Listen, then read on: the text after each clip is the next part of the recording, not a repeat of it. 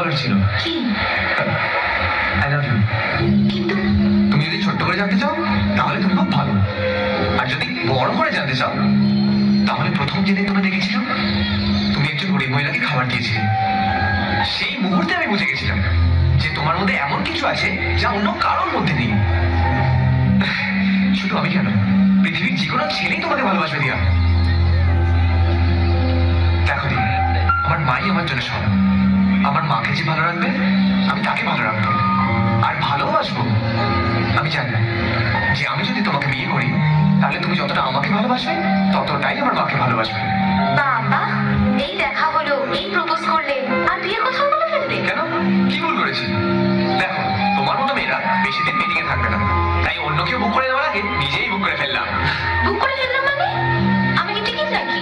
হ্যাঁ, ভালোবাসার টিকিট, যেটা যে কেউ কাটতে চাইবে, কিন্তু আমি আর রিস্ক নিলাম না বাবা, নিজেই কিনে ফেললাম। জানো, আমারও তোমাকে ভালো লেগেছিল, কিন্তু প্রথম দিন না, তাহলে সেই দিন যেদিন তুমি অটো ড্রাইভারকে লুকিয়ে 50 টাকা দিয়েছিলে। সে কি, সেটা তুমি জানলে কি করে? কারণ অটোতে বসা মেয়েটা আমিই ছিলাম। তুমি আমায় দেখতে পাওনি, কিন্তু আমি তোমায় দেখতে পেয়েছিলাম। ও, সেদিন বুঝেছিলাম যে তুমি অচেনা মানুষের জন্য যদি এতটা কেয়ার করতে পারো, তাহলে নিজের ভালোবাসার মানুষের জন্য কতটা কেয়ার করতে পারবে। দেখো, দুহাত বাড়ালে যতটা ধরে তার থেকে বেশি ভালোবাসবো।